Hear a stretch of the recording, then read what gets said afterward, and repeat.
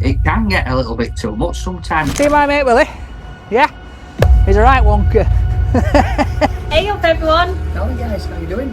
At this moment in time, I've had a few struggles over the last few months and it's been a bit difficult. The worst thing is your own self for me. Sometimes you beat yourself up that much, and sometimes I try to suppress things a little bit, don't I? I think everybody, we all need to talk more. When me and Sophie met, I was opening up to Sophie more than I was anybody else ever. They said, oh, will you ask this Rate My Takeaway guy about his favourite takeaways? And that is not the kind of journalism I like, because I don't like trending people. Glad she did now. We are both, when you think about it, we are both really weird. We made the relationship open. A lot of people were saying, well, she's going to take advantage of you, she's doing it for the money. But do you know something? From the get-go, and I knew that that's not what she wanted. I knew it was nothing to do with money. Because basically, I made her pay. I'm a tight Yorkshireman, so if I don't have to pay, she's going to say I'll go halves. She's going halves, mate, I'm telling you. It was just pure racism. People commenting that I bought her from Thailand and she's a ladyboy and all this kind of stuff. It was really bad. When you've known adversity, that gives you that fire inside to keep going no matter what. You've got to have that self-belief in yourself. If I were going to advise somebody on social media, what I would say is...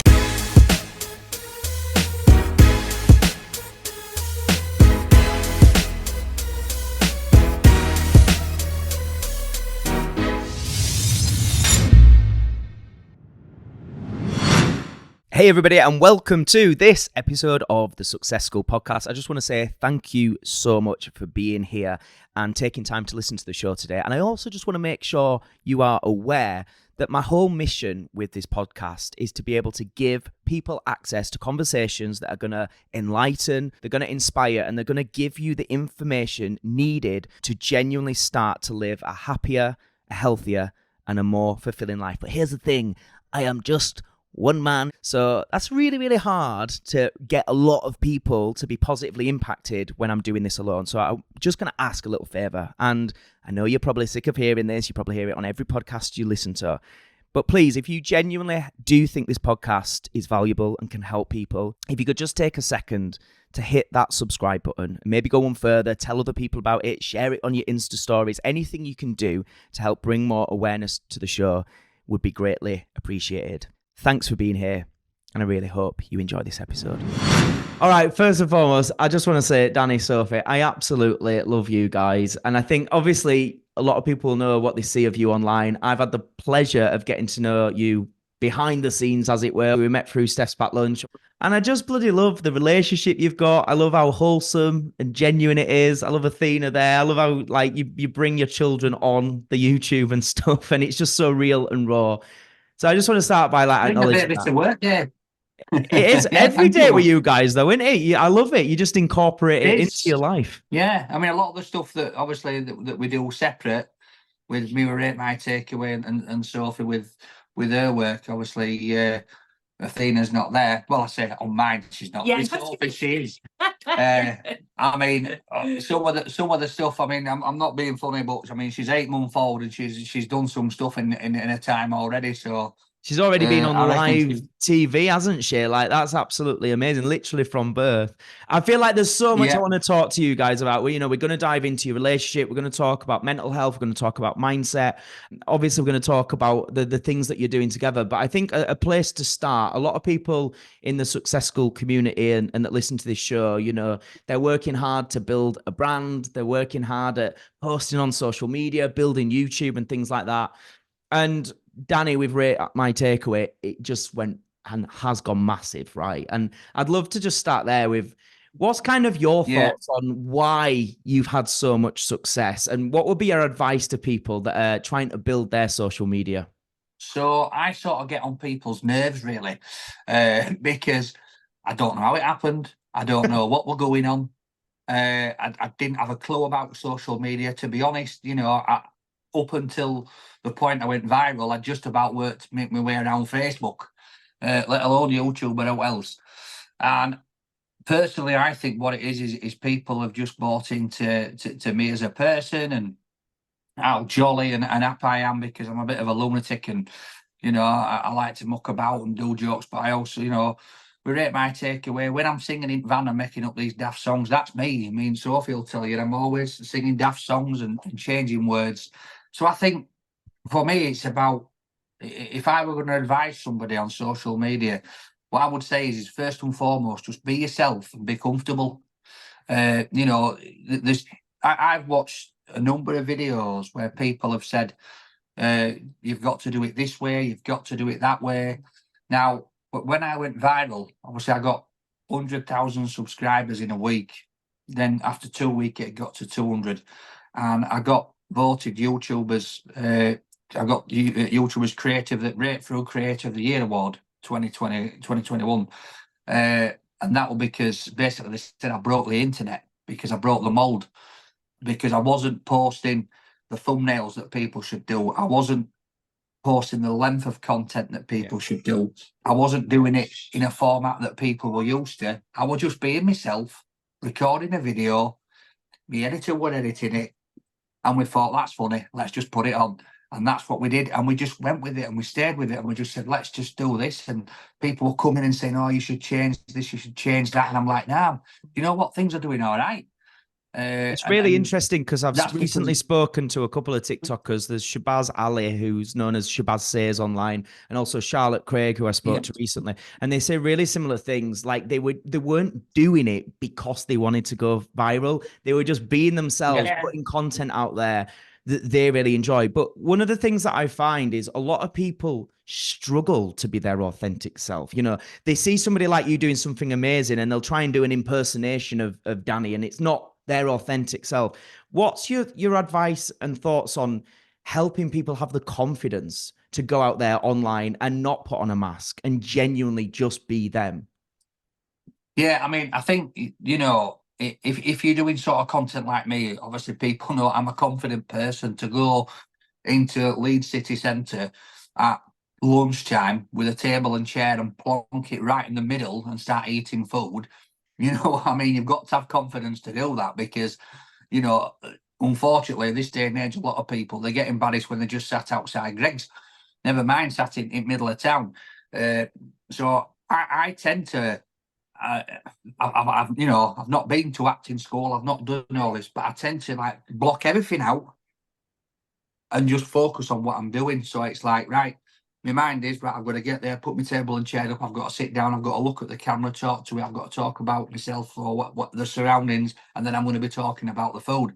And then what I found is, as time went on, people were then coming and they were engaging with me. So now, even before I put the table and chair up, I've got engagement from the members of public who recognise me. And that makes it a lot easier then, because they're coming up, even when I'm putting the table and chair up, people are like, oh, look, it's him. And they come over and they engage with me.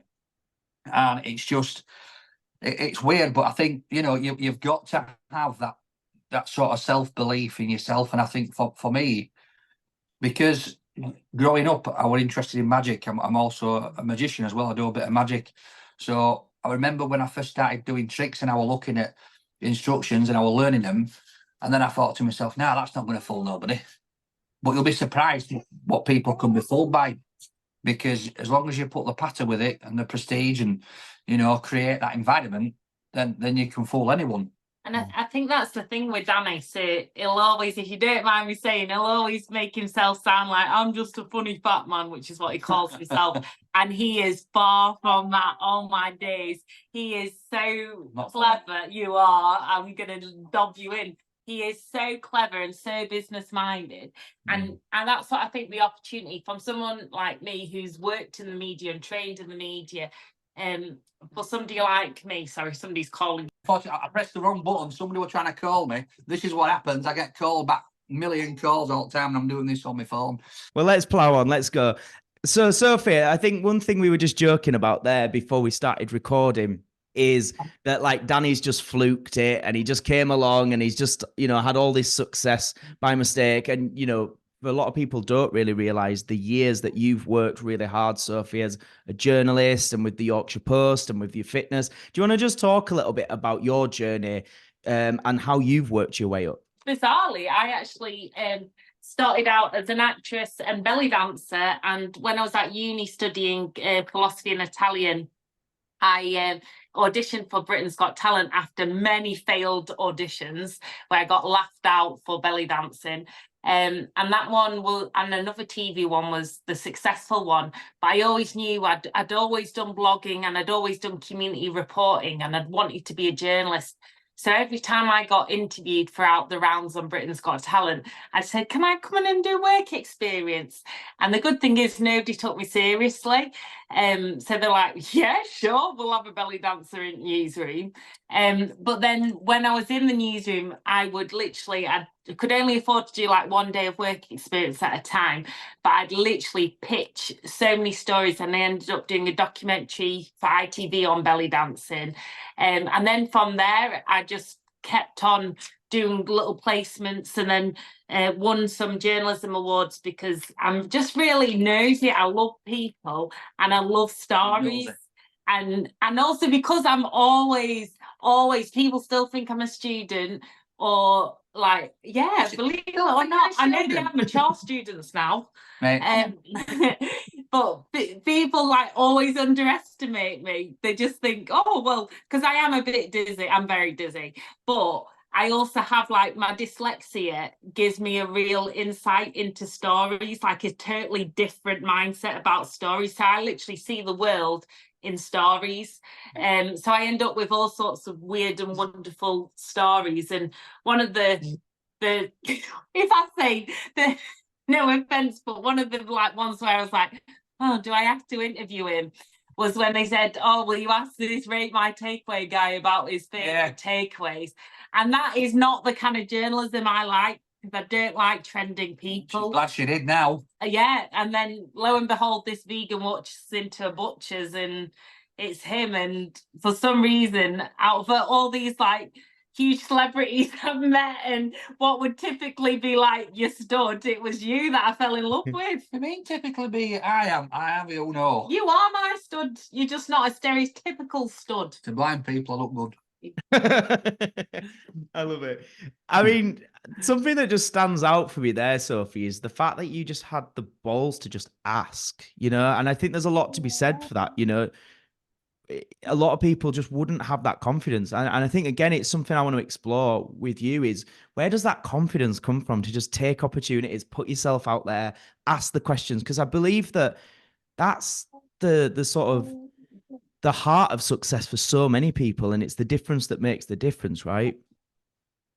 I think for me, when you've known adversity, and it sounds like a cliche, but when you have known adversity, and I mean like proper crappy times in past, that gives you that fire inside to keep going no matter what, because you know that there's you have to make sense of bad situations by knowing that there's something bigger and greater to come.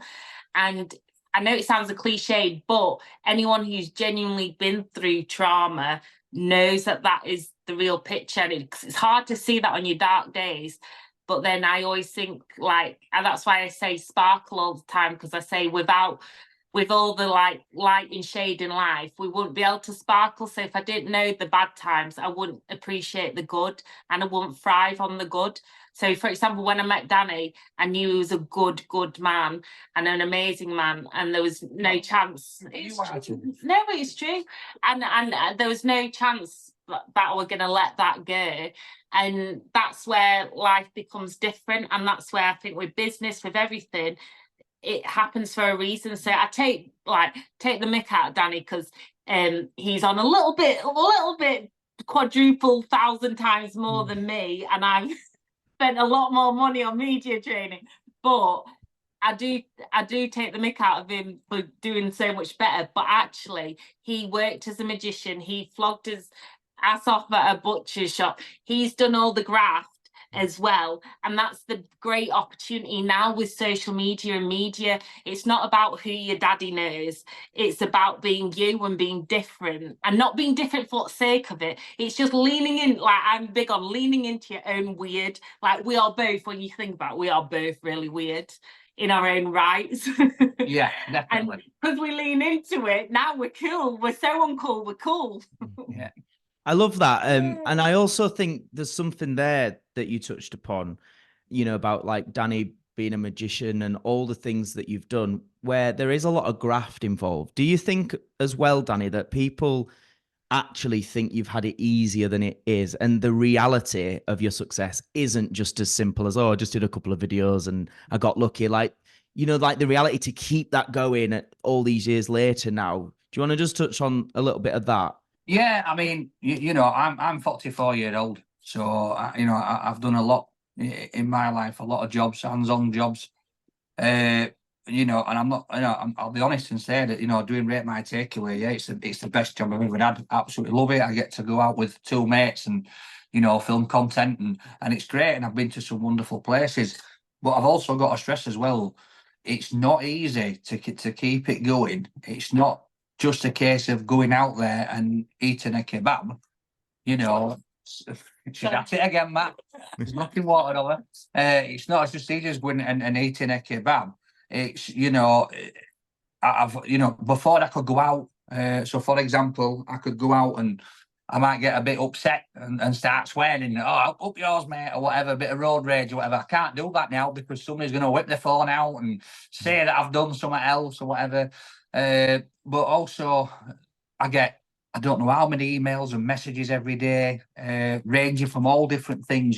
Some are, can I attend this event? Can I attend that event? Can I do this for a charity? Can I've not got enough money to put on my electric and all this. And I wish I could help everyone, but I can't. But then that, and that plays on my mind. But then, me and Sophie, we've got quite a big family between us. Do you know what I mean? And, once you get to a certain level, everybody in life, you live to your means, you live to what you've got. And, it's to keep that going.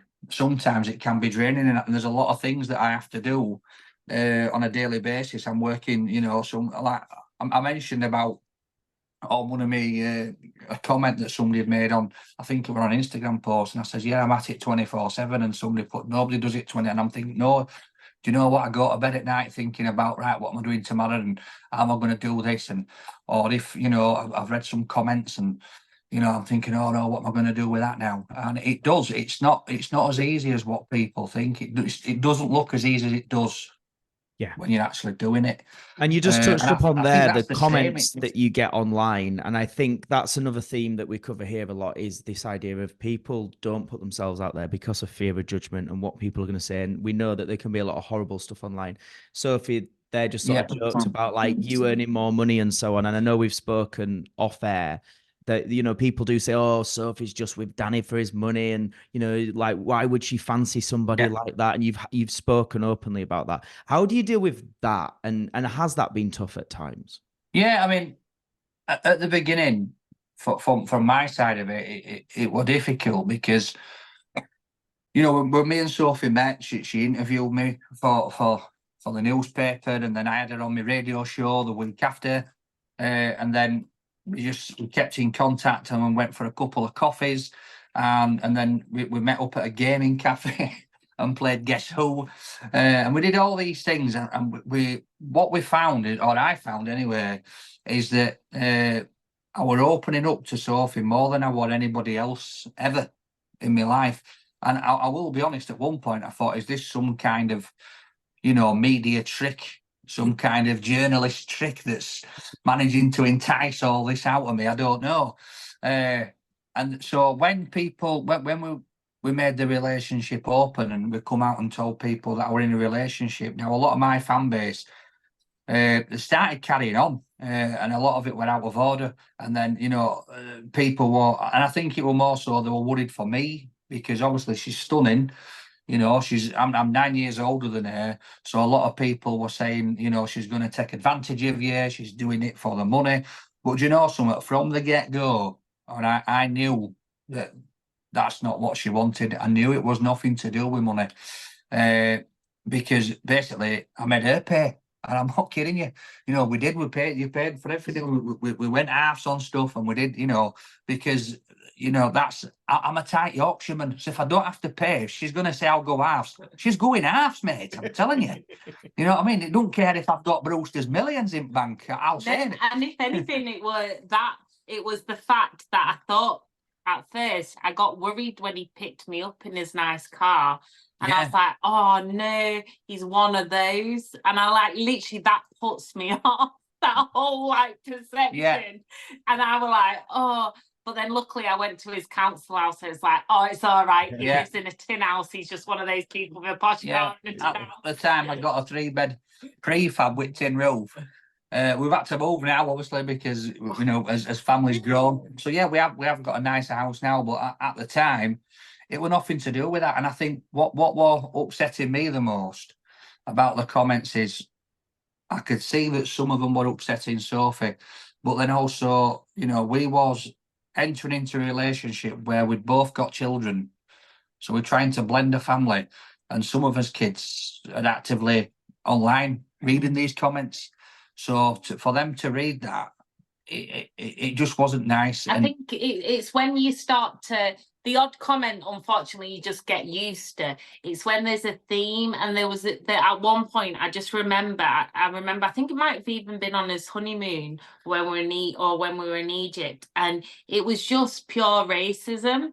Yeah. And there's often a lot of misogyny, like women online. Honestly, if me and Danny swapped social media accounts, even if we posted the same thing on each other's accounts, the difference when they think it's a woman to a man is just bonkers. Yeah. And you'd not really noticed it as a white man, how different it is. Yeah, it's like I remember when me and Sophie went to London, and there were people going chink chink, and I was like, whoa, what's going on here? And then like people commenting that I've bought her from Thailand and she's a lady boy and all this kind of stuff. Yeah. But it's like Sophie said, there was a time frame when it was really bad. But I also put that down to I don't want to say the website because I don't want to give it any justice, but there's a website out there, some of you may have seen, that's basically just trolls go on there and they just rip people apart all the time, and then, you know, they communicate with each other. But now it doesn't bother us because we sat and we spoke about it and we worked through it, and you know, we spoke to us kids and spoke to my family and you know, as parents, and said, look, let people say what they want to say, because sometimes what they don't understand is negative is sometimes good. For if you're trying to push your channel, if you're trying to get out there, if somebody's coming on with a negative comment and then it creates a thread of 100 comments, that's going to be pushing you up. So all they're doing in effect is they just, if they're saying that Sophie's in it for money, they're just putting more money in bank for her to spend. I love it. I mean? But it is actually true, and I think it's important. It's important to be able to see it that way, and you know, and that is the reality. When there's those conversations that grow, that's how then your channel grows, and it's quite humorous, really, that they are just helping you out.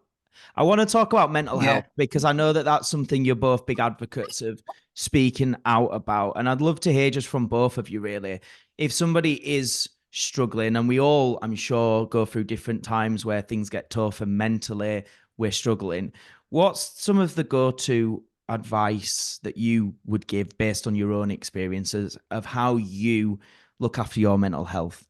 So I'm quite open. I haven't spoken about it for a while, but so my actual diagnosis is severe anxiety, depression, and acute polymorphic psychotic disorder, which makes me sound like, whoa. But actually, well, obviously I'm on meds, but other than that, my morning routine, I'm just so big on. So my exercise every morning, even just cleaning around the house, listening to my music, just little rituals. We both get up really early and we go to bed early. If we admit we're normally in bed by this time. But we get up really early, and that gives us both time. So Danny goes into the hot tub, stretches out, looks on his social media. For me, I find social media a bit too noisy. I can be quite introverted, so I just don't look on it for quite a lot of the time.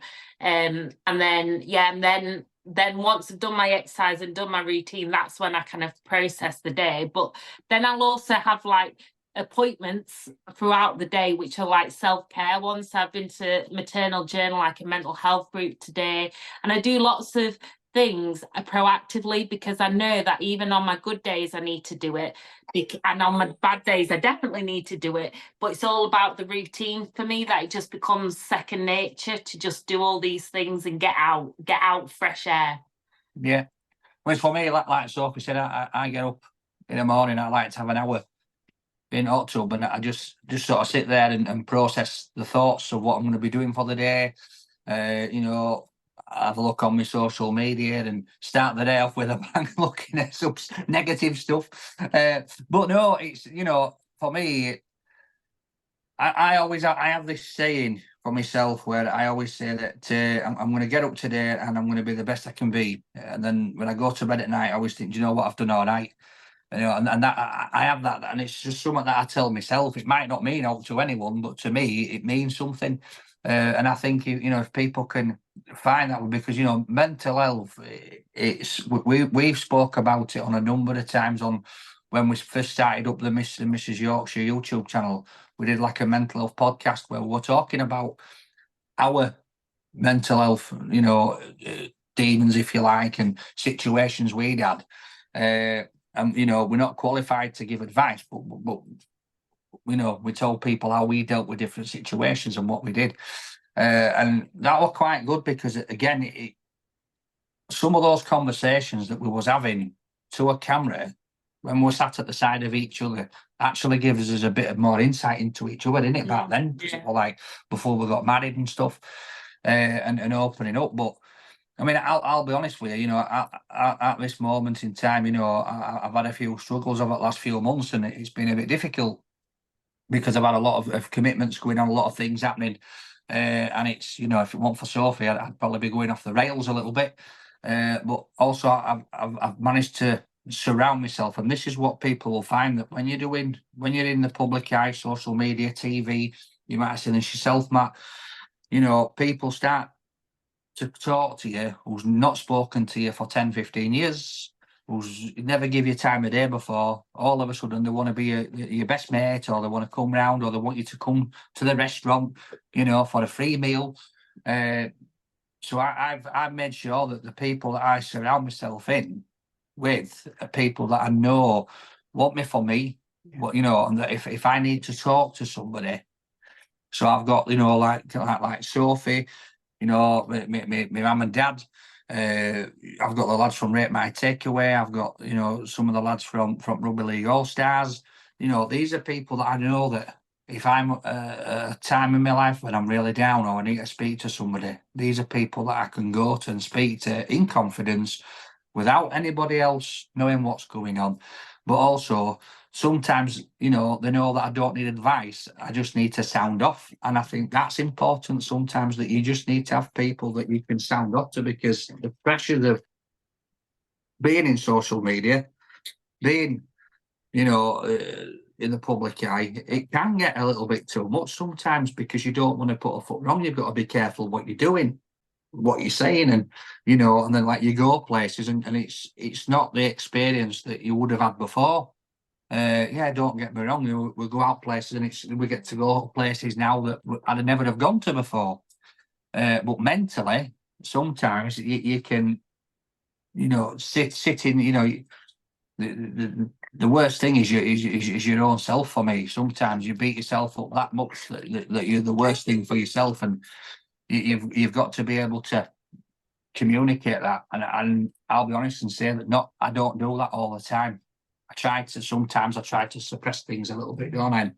And think I don't want to put on Sophie or the family or anybody else, but it's just one of those things where I think everybody, you know, we all need to talk more. We spoke earlier on about confidence. You can be confident in one thing, but in others, you just haven't got a prayer.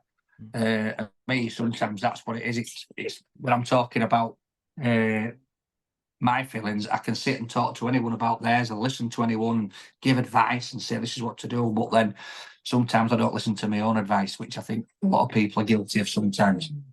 What would you say is your approach when it comes to, obviously, you've got your relationship with each other, your marriage, you've got your children, you've got your home life, then you've also got like multiple different businesses and career kind of responsibilities.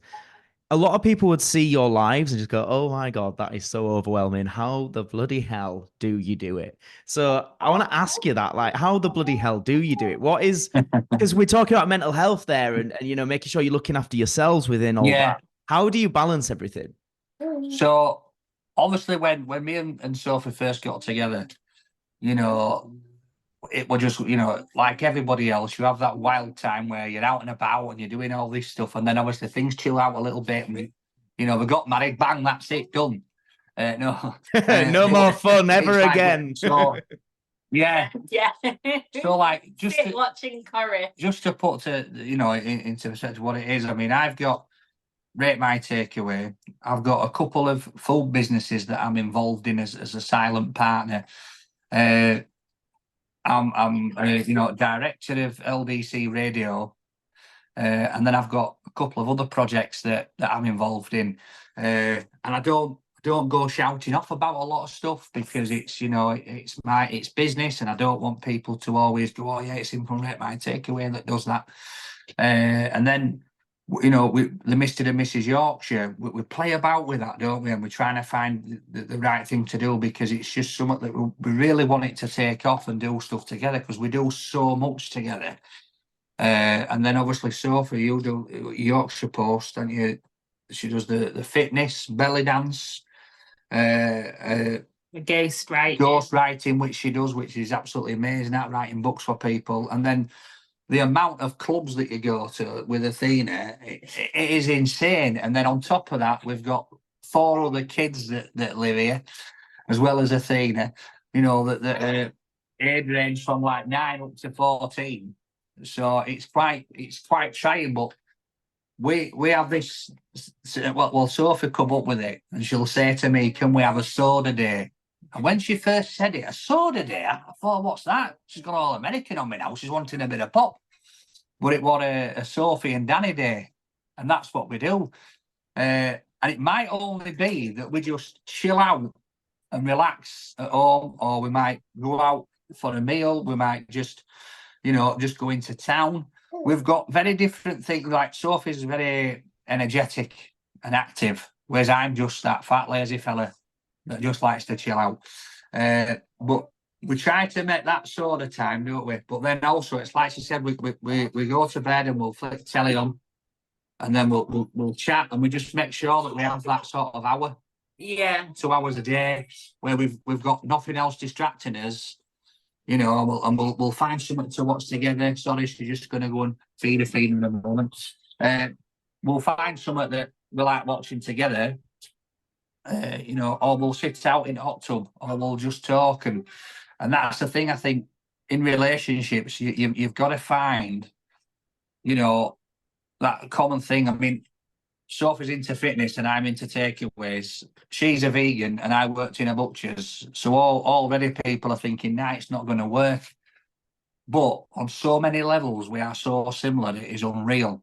And mostly on our values of life and what we expect to get from life, and what we know we need to give back to get, to achieve what we want. And I think if you've got that with somebody, and unconditional love, which is what we've got, it does make life easier. But going back to the mental health bit, it is hard, and that's what sometimes can fall in. But then we recognise each other's trigger points, if you like, and we know when each other's down, or if we see a situation brewing, often or not, we'll try and step in for each other, or divert the other one away from that situation because we know it's going to be bad. So yeah, it's part and parcel of life, isn't it, Matt? People have to, every day, no matter what job you do, if you're social media or you're working at butchers like I did before, you're still going to get up and do what you've got to do to get through the day, and the bills still need paying. It's just, I'm lucky enough that I've found such a beautiful wife that, that loves and adores me as much as I do her, and we just work well together. Yeah. I think it's a value thing, isn't it, with everything, where we both have as family as first, and we know that as long as we put each other first and the family, that will be okay. And so that's why it's just having that team effort. Yeah, because when we first met, this is a little story for you now. When we first went out on his first dates, I think we told you all this, Matt. We pulled up outside the restaurant, and I said to Sophie, I says, right, love, I said, I'm not being big-headed. I says, but if people come up and ask me for a photo, then I'm just going to ditch you and give them a photo. Now she's thinking, who does this guy think he is? Who does it is? But what I was doing is I was telling her the truth, because I wanted her to know that I wasn't going to ignore her. Because I don't like doing that to people. And I could see her thinking I was an idiot. I mean, as soon as we set foot in the restaurant, we just got through the door and somebody says, oh, can I have a photo? And then we sat down upstairs and people are coming up. And then as we come out, she says, can you hold my coat? And then 4 lads come up to me and said, can I have a photo? I just chucked a coat at her. I says, hold that, love. And I had a photo.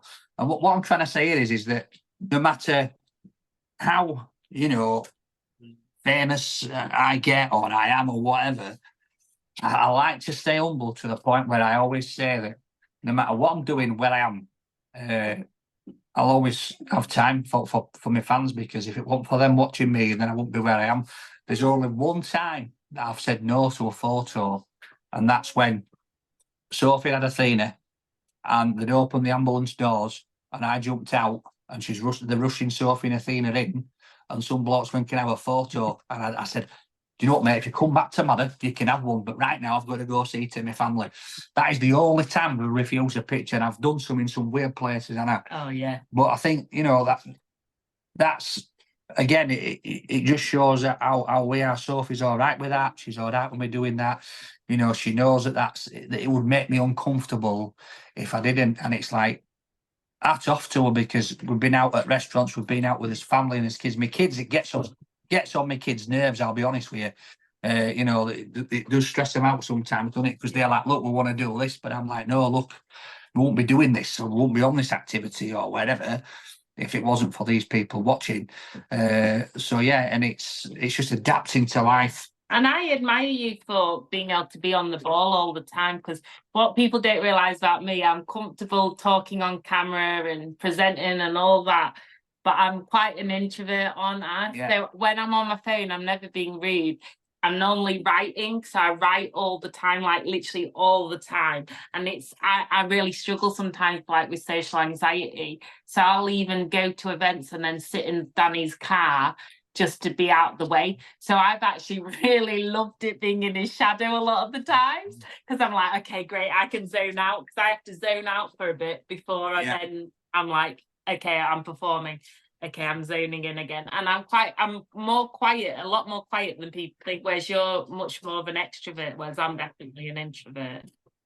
Quick question for you, the listener. This is probably the most important question you will answer today. Have you got your tickets to our next event yet? Seriously, guys, I'm not just bigging this up because it's my event. Genuinely, this is gonna be one of the best events of 2025. Out of everything that I do, I can honestly say this is the thing I put the most energy, effort, attention into, and it's one of the things I enjoy the most. Enhance Your Brand is happening. This is our 4th live event here at Success School, and it's going to be a day jam-packed with incredible speakers talking about business, mindset, sales, and marketing. And not only is there going to be some incredible speakers, but you get to network with a room filled with other fellow Success School listeners. This is going to be a room filled with people who are committed to being the best version of themselves, which I would say it's going to be quite a good room to be in if you want to achieve more in your life.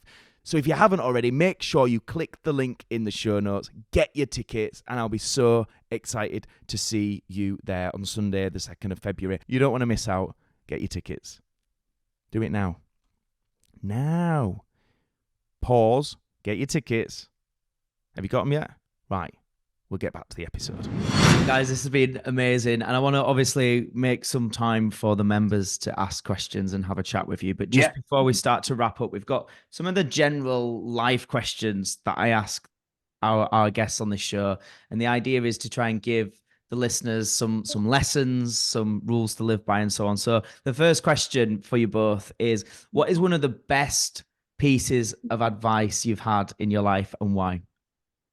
So for me, it were off my dad when I was younger, and he said always listen to me. But no, my dad always used to say, he said always go with your gut. He said if you've got a gut feeling that's making it not feel right, then go with that. And there's been a lot of times when I've tend to go with, I've had feelings like that. I mean, I've spoke about it on other podcasts before about like the situation of Rate My Takeaway, and that when I first went viral, it wasn't with Rate My Takeaway, it was when we were doing videos at the butchers, and the Rate My Takeaway lads approached me, but then so did 3 or 4 other agencies offering me stupid amounts of money to join them. But I just got this gut feeling. I didn't even know what Rate My Takeaway was, but I've just got this gut feeling about the guy, the editor, and I thought, do you know what, this guy's, he didn't pull up in a flash car or out like that like all the others did. He was just some bloke winning to shop getting some chicken. And I went with my gut, and I'm so glad I did. So that's the sort of piece of advice that I go with. I think I just always remember my mum saying to me, after I'd just been through a real like difficult time as a child, and then she just went, "You're made for something bigger," and yeah, well, did I know? And here he is, my bigger piece. Here he is. But yeah, but then I've always had that in my head. There's a bigger picture. There's a bigger picture. So rather than to get stuck in whatever at that time, and that's why I'm sure that I've got into writing, ghostwriting, and journalism, because if I hadn't have lived a lot of my own traumas and stories, I don't think I'd have the same understanding of so many other people's and why people don't always behave in a certain way. And so I'm grateful for all the bad things. And that I always still think now, even in the difficult times between us, I even said it to you today, didn't I? There's a bigger picture. There's a reason that we're going through this at the moment. Love that. Okay, on the flip side then, what's some of the worst advice you've had and why? Some of the nonsense that people have maybe said to you that just turned out to be nonsense? Yeah, she's way out of your league. Prove them wrong. Proved you all wrong. No, again, I think it was people saying to, somebody said to me, when I first, like about 4 or 5 episodes into Rate My Takeaway, they were like saying, I won't put all your eggs in that basket, it won't last, it's stupid, you won't get no out of that.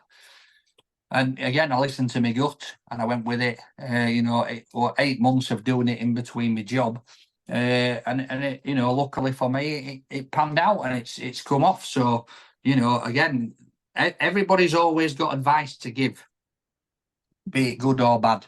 I always say this. And I say to people, if you want me advice, I will give it, but I'm not telling you to take it or, listen to it. It's, it's just my opinion. And it's the same when I'm writing, it's my opinion. And opinions differ.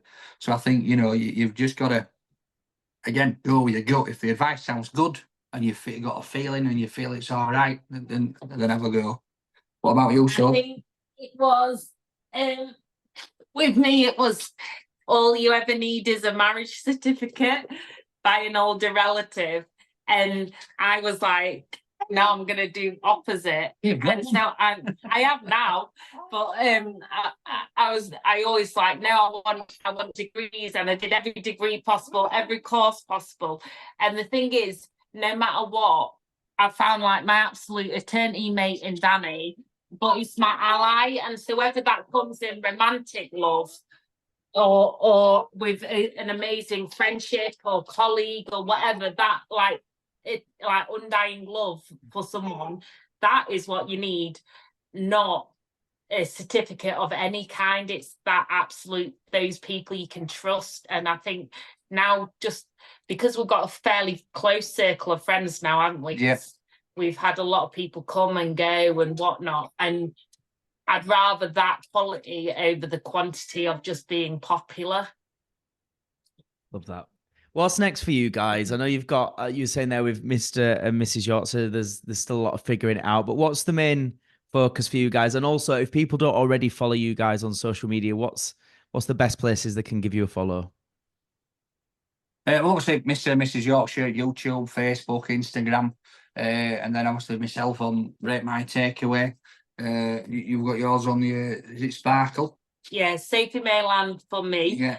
And Mama May is my blog on motherhood and mental health. And then I've got the Sparkle Coach for personal training.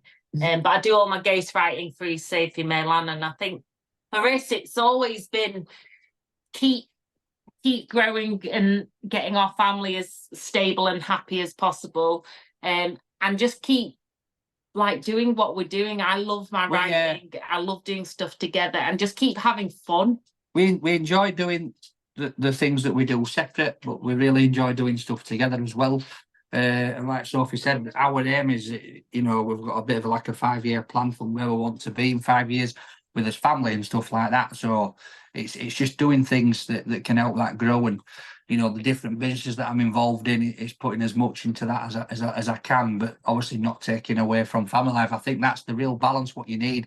If you haven't got a family like me and Sophie, if you're young, free and single, or you're just a couple, you've still got to make time for yourself or your other half. Don't always put all your eggs into one basket, because, you know, doing this kind of thing, what we do, can be a lonely place if you're doing it on your own. There's no point in it all if you're not got your friends or people around you. Work hard, play hard. Woo, that's what I say. I love that. And I think it's something I talk about a lot is I think people that have listened to this show for a long time or worked with me as a coach and so on, they will have seen the evolution that I've been on. And for me, I've always been so ambitious. And I think it's great. You talked there about 5-year plans and having goals, but you touched on a few times there about enjoying it and about friends and family. And that's what matters, because I think a lot of people can get caught up into, I'll be happy when I achieve this goal. I'll be happy when I have this amount of money. And actually, they miss the point of life, because what you've touched upon there is it's about enjoying the process of achieving goals and checking in on that regular, going, am I enjoying this? Just because I was a year ago, am I still? And it's okay to change and adapt. And I think you've also touched a lot tonight about values, knowing what those values are and making sure you operate from there in every decision you make. Danny, Sophie, this has been amazing. We're going to head over in a second to the members' questions. But just before we do, the final question of the main podcast that I ask all my guests, what is your definition of success? Happiness. So for me, it's happiness. And that can be, you know, it doesn't have to be, you know, happiness for me is just happiness with my family. With my family at home, and I could be living in a cardboard box. If my kids have got a smile on their face and Sophie's smiling, then for me, that's success. If I'm going to bed every night and everybody's happy and you know, they're warm, then that for me is success. It doesn't have to be a big shiny car or, you know, nice stuff. It's just happiness. Nice to have a shiny car as well, though, Danny, isn't it? Yeah, I was going to say he likes a shiny car as well. I like my van as well. Yeah.